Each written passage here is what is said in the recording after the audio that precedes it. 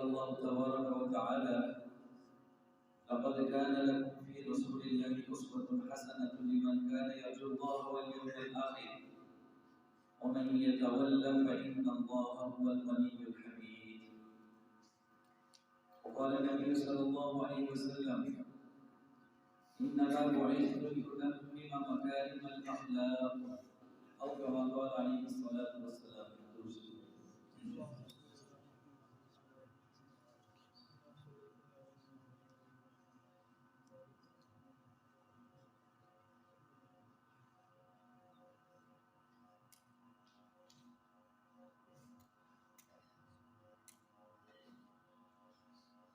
السلام علیکم ورحمۃ اللہ وبرکاتہ.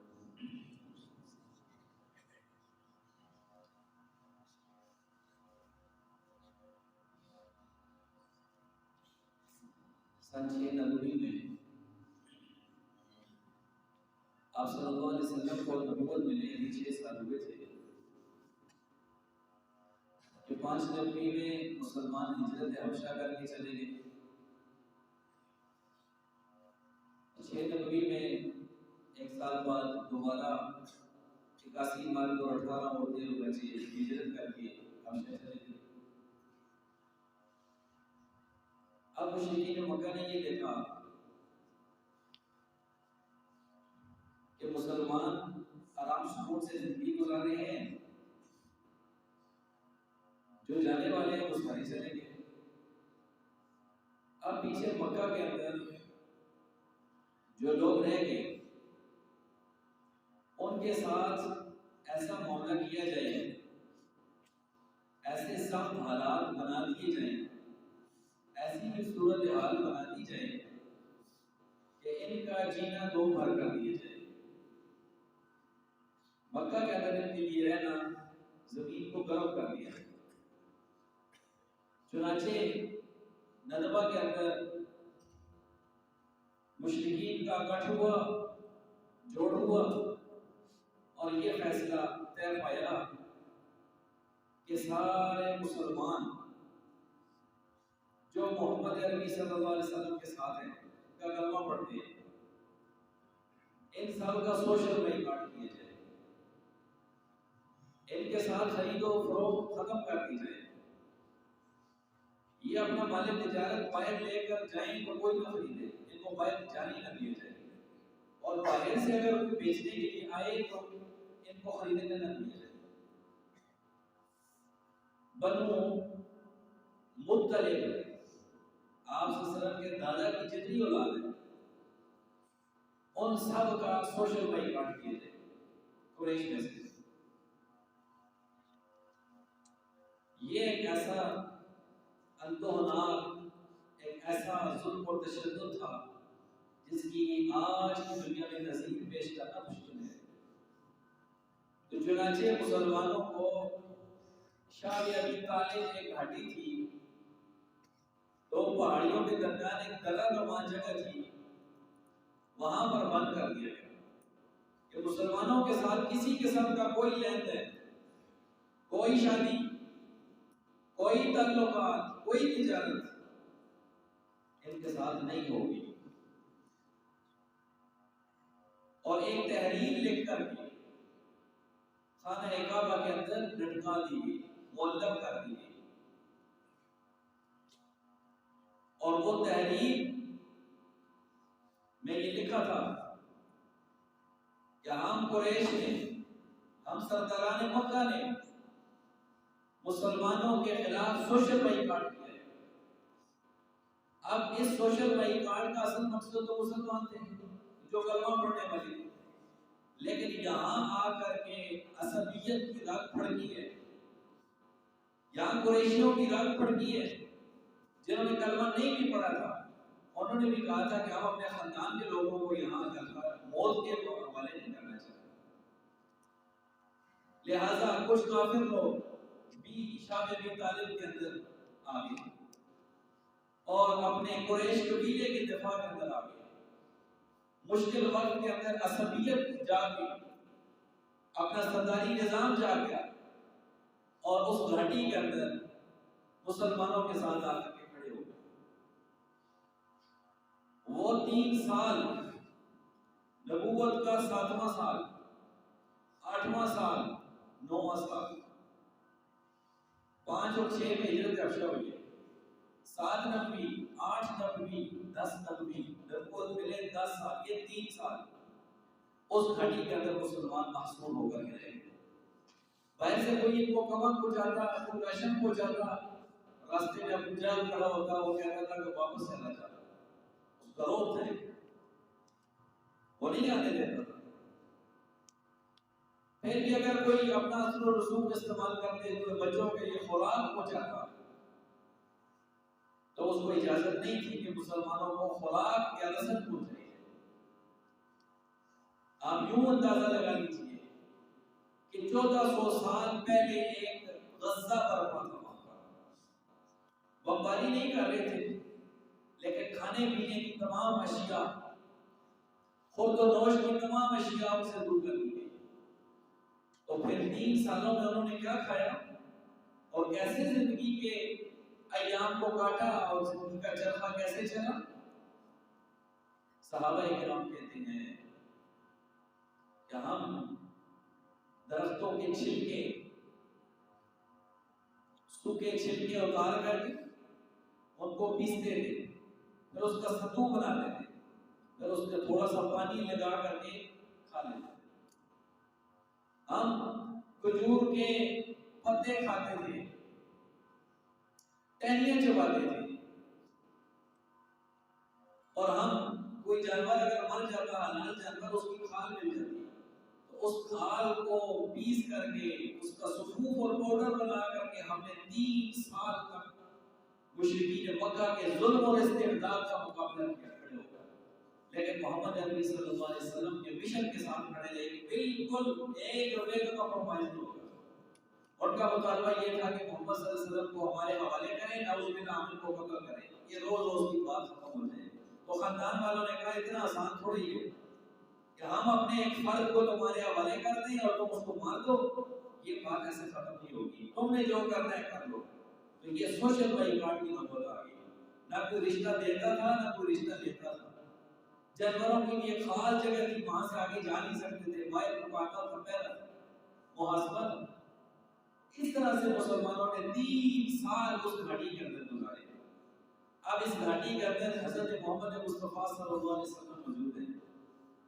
اس گھاٹی کے اندر حضرت عمر فاروق جیسا موجود ہے اب آپ اندازہ لگائیں آپ سوچ رہے ہوں گے کہ عمر تو مسلمان ہوئے تھے اور انہوں نے کہا تھا کہ آج کسی کے مائی کے لال میں ضرورت ہے تو عمر کا راستہ روک کر کے دکھائیں آج عمر بیت اللہ کے اندر نماز پڑھے گا جس کے اپنی بچوں کو یتیم کرانا ہے اپنی بیوی کو بیوہ کرانا ہے آئے عمر کا راستہ روکے لیکن کیا وجہ ہے یہاں عمر بھی رسول اللہ کے ساتھ محاسبے کے اندر ہے بیٹھے ہوئے یا حضرت حمزہ جیسا شیر اللہ کا شیر وہ بھی یہاں پر بات ہے وجہ کیا اطاعت امیر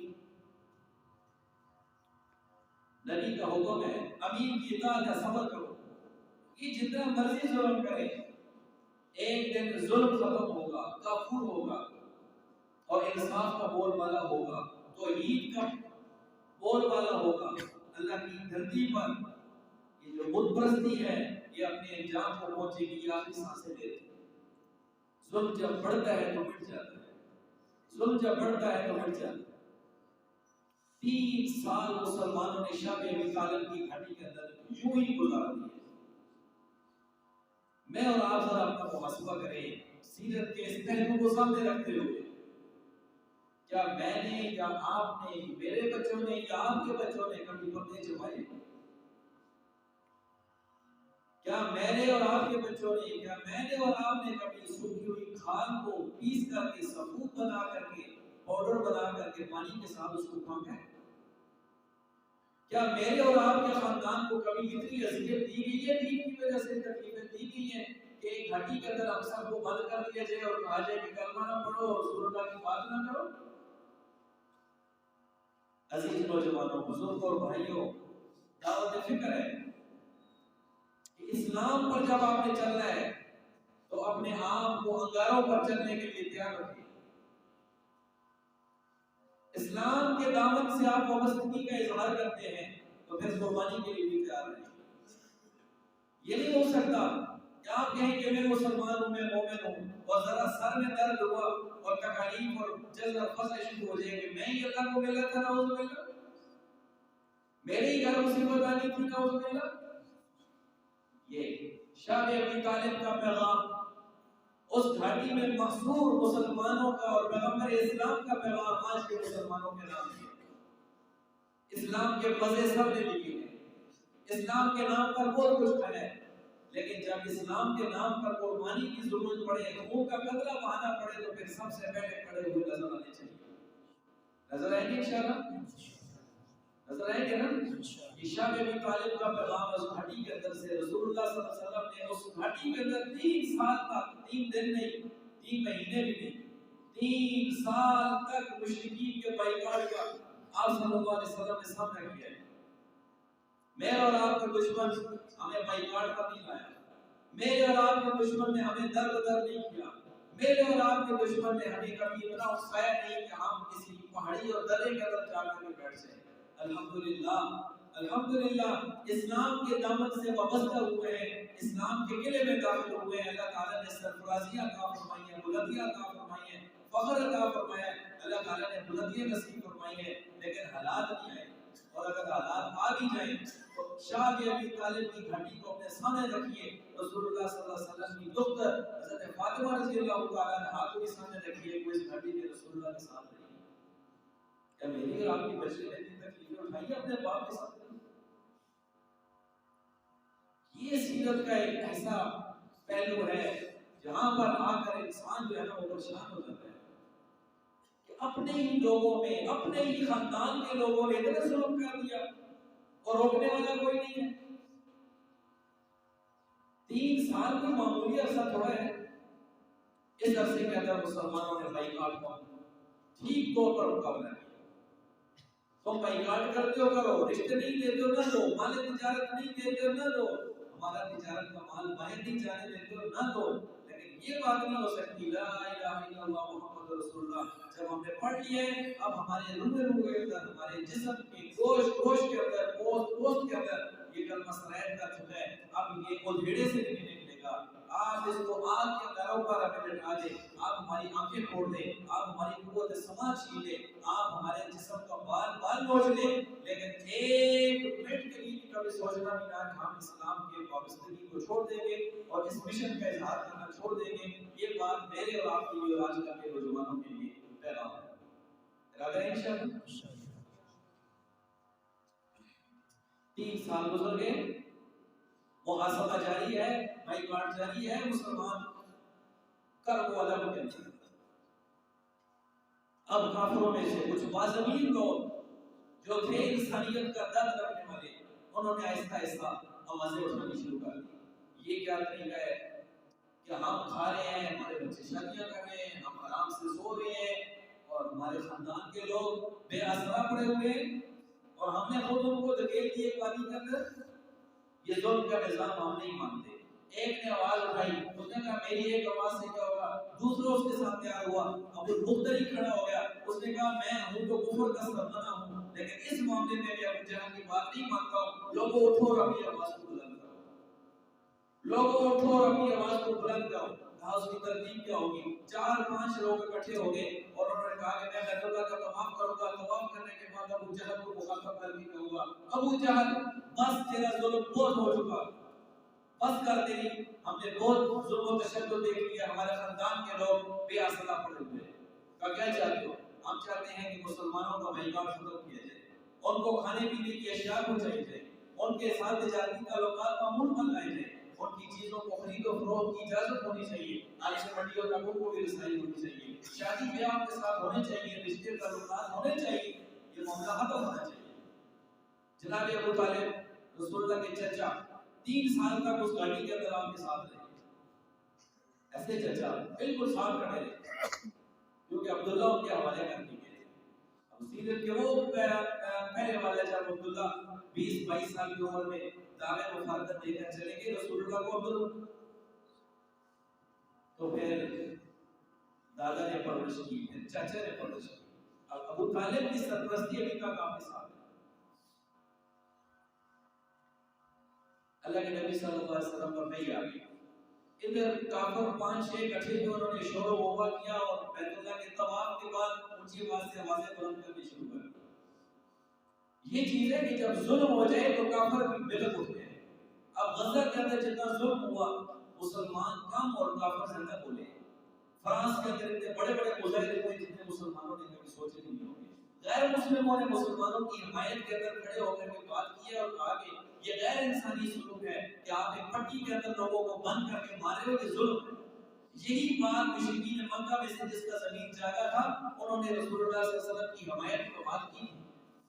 اب وہ کہہ رہے تھے اب اس کا بائیکاٹ کو ختم کرنا چاہیے، آوازیں چل رہی تھی۔ اتنے میں رسول اللہ صلی اللہ علیہ وسلم پر وحی آ گئی، اور وہی یہ تھی کہ اللہ کے نبی جو انہوں نے معاہدہ لے کر خانہ کعبہ کے اندر معلق کیا تھا، اس کو دیمک کھا گئی ہے، وہ معاہدہ ختم ہو چکا ہے، اب آپ یہاں سے نہیں کر سکتے۔ جناب ابو طالب نے کہا کیسی بات کر دو بھتیجے؟ کہا چچا میں آپ کو پکی خبر دیتا ہوں، آپ جا کر کے مشرکین مکہ کو کہو تمہارا اور ہمارا بائیکاٹ ختم ہو چکا ہے، تمہارا اور معاہدہ ہمارا ختم ہو چکا ہے، کیونکہ اس تحریر کے سارے الفاظ کو دیمک کھا گئی ہے، صرف ان الفاظ کو چھوڑ دیا جس میں اللہ کا نام لکھا ہوا تھا۔ اللہ کے نام کی کتنی طاقت ہے، بسمک اللہم، یہ الفاظ اس کے شروع میں تھے، باقی ساری تحریر دیمک کھا گئی اور وہ معاہدہ زمین پر پڑا ہوا تھا۔ مشرکین مکہ نے یہ بات سنی تو دوڑے دوڑے چلے آئے، یہ کیسی بات ہو سکتی ہے؟ 3 سال کے اندر ایک کپڑے کو، ایک کاغذ کے ٹکڑے کو دیمک کیسے کھا سکتی ہے؟ وہاں تو صفائی ستھرائی کا بڑا اعلیٰ انتظام ہے، وہاں پر ہم بڑا اہتمام کرتے ہیں خانہ کعبہ کی صفائی کا، یہ دیمک کیسے کھا سکتی ہے؟ دوڑے دوڑے جا رہے، آگے دیکھا تو سارے کے سارے کاغذ اور سارے کا سارا کپڑا جس پر تحریر ہوا تھا وہ سارا زمین موز ہوا پڑا تھا۔ محمد نبی صلی اللہ علیہ وسلم کی زبان سے جو الفاظ نکلے تھے اس کا اظہار، اس کا عملی طور پر مشاہدہ مشرکین مکہ نے بیت اللہ کے اندر جا کر کے دیکھ لیا، اور اس وقت مسلمانوں کا یہ سوشل بائیکاٹ ختم ہوا اور مسلمان اپنے علاقے کے اندر مکہ کے اندر دوبارہ واپس آ گئے۔ 3 سال تک جبر و استبداد اور ظلم اور بربریت کے خلاف مسلمان ڈٹے رہے۔ ہمارے اوپر حالات آ جائیں، مصیبتیں آ جائیں، پریشانیاں آ جائیں تو ڈرنا نہیں ہے، جزا فضا نہیں کرنی۔ وَاسْتَعِينُوا بِالصَّبْرِ وَالصَّلَاةِ، صبر سے مدد مانگو، اللہ تعالیٰ سے نماز پڑھ کے مدد مانگو۔ ہم حسیب و منتظر کو الجنہ، اے ایمان والو کیا تم چاہتے ہو جنت میں داخل ہو جاؤ گے؟ وَلَمَّا يَأْتِكُم مَثَلُ الَّذِينَ خَلَوْا مِن قَبْلِكُم، حالانکہ تمہارے اوپر تو وہ حالات آئی نہیں ہیں جو ان سے پہلے لوگوں پر آئے تھے۔ مَسَّتْهُمُ الْبَأْسَاءُ وَالضَّرَّاءُ، ان پر تکلیفیں آئی تھیں، ان پر زلزلے آئے تھے، ان پر مصیبتیں آئی تھیں، ان پر بیماریوں نے آ کر حملے کیے تھے۔ وَزُلْزِلُوا، اتنے سخت جوڑے گئے، حتیٰ یقول الرسول، یہاں تک کہ رسول بھی یہ بات کہہ اٹھے، متى نصر اللہ، اللہ کی مدد کب آئے گی؟ اللہ تعالیٰ نے وحی کی، الا ان نصر اللہ قریب، اللہ ان نصر اللہ قریب، مدد اب آپ کے سر پر آ پہنچی ہے۔ 3 سال آپ نے مقابلہ کر لیا، اب آپ کے سر پر مدد آ پہنچی ہے، اب آپ اللہ کی مدد کے منتظر رہیے۔ اب 3 سال کا بائیکاٹ کا عرصہ گزارا اور پھر 10 نبوی ہو گئے۔ 3 سال گھاٹی میں گزارنے کے بعد آئے ہیں آپ کے چچا جناب ابو طالب دار مفارقت دے گئے۔ 3 سال مصائب اور آلام کا مقابلہ کیا۔ اللہ کے نبی نے کہا یار میرے چچا آپ نے اتنا میرا خیال رکھا، میں آپ کے اوپر کلمہ پیش کرتا ہوں، آخری وقت میں کلمہ پڑھ لیجیے۔ جناب ابو طالب کہتے ہیں بھتیجے میرا دل تو چاہتا ہے کلمہ پڑھ لوں، لیکن قوم والے کیا کہیں؟ قوم والے کہیں گے بھتیجے کے ڈر سے اپنے ابا و اجداد کا دین چھوڑ دیا۔ پھر اللہ کے نبی نے کہا چچا میرے کان میں کلمہ پڑھنے کے عمل کے دن میں آپ کی سفارش کروں۔ جمہور علماء کا اس بات پر اتفاق ہے کہ جناب ابو طالب نے رسول اللہ صلی اللہ علیہ وسلم کا کلمہ نہیں پڑھا۔ بہت کم لوگ ایسے ہیں جنہوں نے اس بات کو نقل کیا ہے کہ چونکہ جناب ابو طالب رسول اللہ صلی اللہ علیہ وسلم کے مشکل مان رہے ہیں، ہر مشکل گھڑی میں آپ کے ساتھ کھڑے رہے، لیکن مشکل گھڑی میں کھڑا ہونا الگ بات ہے، لیکن رسول اللہ کا کلمہ پڑھنا الگ بات تھی، وہ کلمہ انہوں نے نہیں پڑھا۔ آپ کا کلمہ آپ کے چچا عباس نے پڑھا ہے، آپ کا کلمہ امیر حمزہ نے پڑھا ہے، آپ کا کلمہ رسول اللہ صلی اللہ علیہ وسلم کے چچاؤں میں سے عبداللہ ابن عباس ہے، اور یہ جو بڑے بڑے لوگ ہیں کہ عباس کی بیٹی عبداللہ ابن عباس ہیں، ان لوگوں نے کلمہ پڑھا ہے۔ جناب ابو طالب نے جمہور علماء کے نزدیک رسول اللہ صلی اللہ علیہ وسلم دعوت کا میں نہیں تھا اور آپ بڑے پریشان ہوئے. اللہ تعالیٰ نے کہا انک لا تہدی من احببت ولکن اللہ یہدی من یشاء. نبی جی آپ جسے چاہیں گے اسے ہدایت نہیں ملے گی, ہدایت تو ہم جسے چاہیں گے اسے ملے گی. آپ جسے چاہیں گے اسے ہدایت نہیں ملے گی, ہدایت ہم جسے چاہیں گے اسے ملے گی. اب چچا دار مفاقت دیں گے جب آپ کی زوجہ مطہرہ حضرت خدیجہ کبریٰ رضی اللہ تعالیٰ عنہ 10 نبی کے اندر ان کا بھی مثال ہو گیا. اب یہ دو واقعات اوپر نیچے ایسے تھے کہ آپ ہل کر رہے ہیں. آپ دیکھیں نا کہ غار حرا سے پہلے سفر شروع ہوا اور وہاں پر کھانا پہنچانا جناب خدیجہ کبریٰ رضی اللہ تعالیٰ عنہ کا, اور پھر مشکل میں آپ کے ساتھ کھڑے ہونا, اور پھر ہر موقع پر آپ کی مالی مدد کرنا, سپورٹ کرنا, یہ سب کا سب خدیجہ کبریٰ رضی اللہ تعالیٰ عنہ کی وجہ سے تھا. لیکن اس موقع پر آ کر کے چچا بھی چلے گئے اور آپ کی زوجہ مطہرہ صدیقہ کائنات, عفیفہ کائنات اور بیری اور آپ کی ماں حضرت خدیجہ کبریٰ رضی اللہ تعالیٰ عنہا واشعار جی صدیقہ شعار وفادار, ایسی بیویاں بہت کم لوگوں کو ملتی ہیں. جب تک رسول اللہ کے حرم میں نہیں آپ نے دوسری شادی نہیں کی ہے. خدیجہ کبریٰ کی موجودگی میں آپ نے دوسری شادی نہیں کی ہے. ہاں جب ان کا انتقال ہو گیا, وصال ہو گیا, اس کے بعد آپ صلی اللہ علیہ وسلم نے کئی شادیاں کی. اللہ تعالیٰ نے حکم دیا آپ کو خالصۃ لک من دون المؤمنین, اے نبی جی یہ آپ کے ساتھ خاص ہے, باقیوں کے لیے نہیں ہے. باقیوں کو 4 شادیوں کی اجازت ہے, آپ جتنی مرضی چاہے کر سکتے ہیں. خالصۃ لک یہ مہر آپ کے لیے صرف آپ کر سکتے ہیں, باقی کوئی نہیں کر سکتا.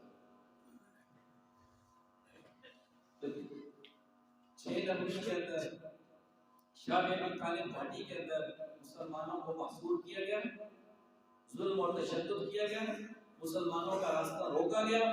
لیکن مسلمان اس گھاٹی کے اندر سے ایسے سیسا بنائی ہوئی دیوار کی طرح بکھرے اور اجڑے ہو کر کے باہر آئے کہ انہوں نے دعوت کا پیغام رسول اللہ نے جو ان کو سکھایا 3 سال گھاٹی کے اندر رہے, ایسا پیغام ایسی دعوت چلائی.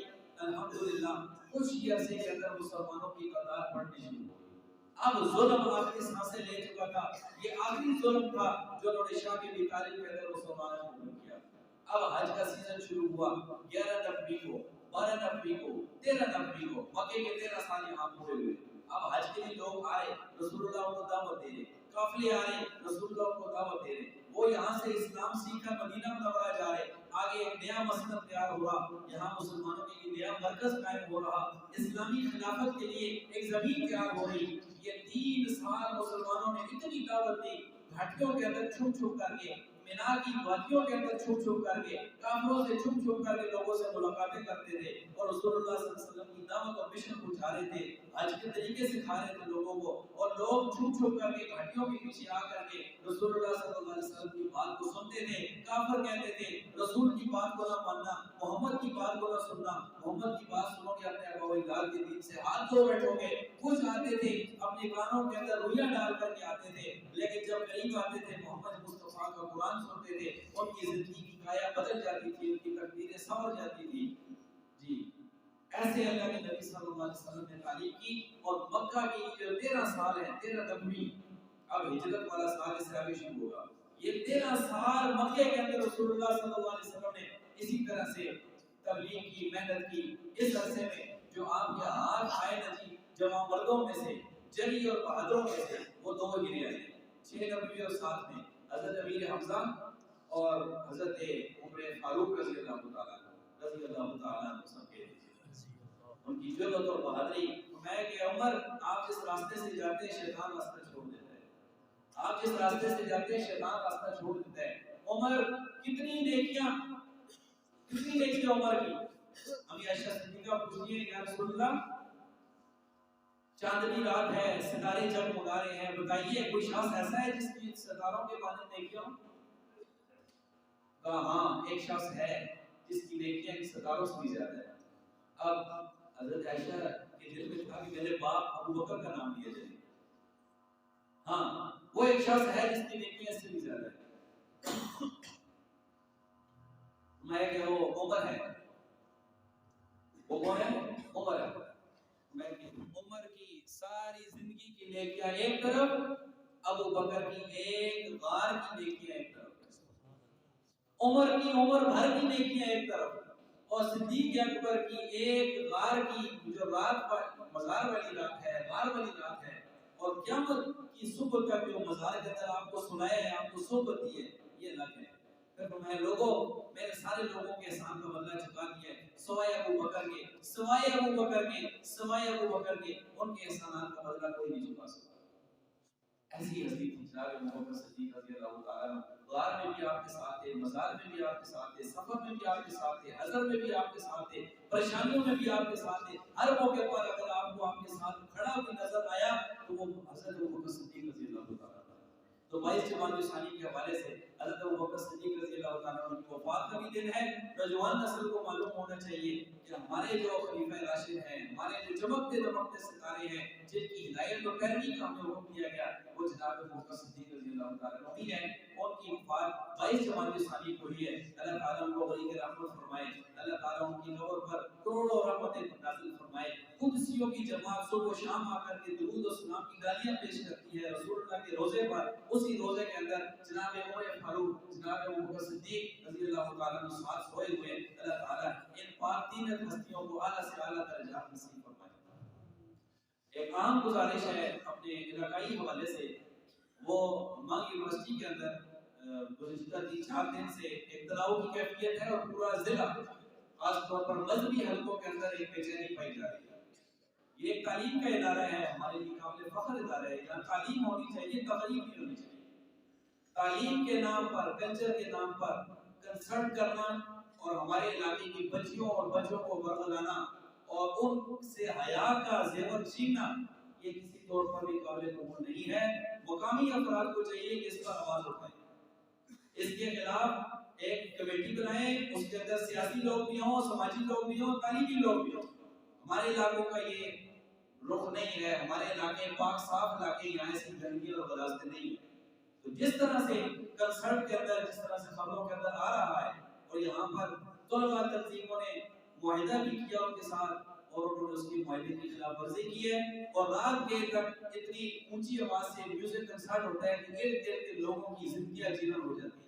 جب مسجد کا سپیکر بند ہے، اللہ اور اس کے رسول کی بات نہیں جا سکتی ہے کہ یہ لوگوں کو تکلیف ہوتی ہے، تو پھر گانے سے ہمیں بھی تکلیف ہوتی ہے۔ گانے بجانے سے ہمارا ماحول آلودہ ہوتا ہے، آزادہ ہوتا ہے۔ آپ اس بات کی حمایت کرتے ہیں کہ یہ چیزیں یونیورسٹی میں نہیں ہونی چاہیے؟ آپ اٹھا کر کے کہیں کہ ہمیں یہ چیزیں نہیں منظور ہیں۔ یہ تعلیم کا ادارہ ہے، یہاں اچھی سے اچھی تعلیم دے، ہم آپ کے دست بازو ہیں، لیکن اگر آپ ان چیزوں کا سہارا لیں گے تو پورا مذہبی حلقہ، پورا ضلع ہری پور اس وقت سخت کشیدگی کے عالم میں ہے، سخت تناؤ کے حالات میں ہے۔ ہمارا یہ مزاج نہیں اس طرح کی باتیں کرنے کا، لیکن ہم دیکھ رہے ہیں کہ بڑا ایسا کنسرٹ ہوا کہ شرما گئی ہیں ہماری سارے تہوار، ہماری تہذیب، ہمارا کلچر، ساری چیزیں اس کو فالو نہیں کرتی۔ تو جو لوگ ڈونیٹ کرتے ہیں، جن لوگوں نے اس یونیورسٹی کو فنڈ کیا ہے، تو وہ اپنی تہذیب بھی ہمارے اوپر مسلط کریں گے، لیکن اگر صالح نوجوان ہوئے، ہمارے نوجوانوں کے اندر دم خم ہوا، تو وہ ایسے میوزیکل کنسرٹ کا بائیکاٹ بھی کریں گے، اور انتظامیہ تک یہ بات پہنچائیں گے کہ آپ ایسے اوجھے پھندوں سے باز رہیں۔ ہمارے علاقے کی فضا کو اور ہمارے ایک دن کی فضا کو، جو پرامن فضا ہے، اور یہاں پر ایسی کسی چیز کا کوئی بھی تصور نہیں ہے۔ میں یونیورسٹی کی انتظامیہ سے بھی مطالبہ کرتا ہوں کہ آپ اس بارے میں نظر ثانی کریں، اس کو تعلیم کا ادارہ رہنے دیں، اس کو فحاشی کا یا اس کو کلچر کے نام پر ناچ گانے کا اس کے ماجرا نہیں بننا چاہیے۔ اللہ تعالی ہمارا حامی و ناصر ہو، اللہ تعالی ہم سب کی حفاظت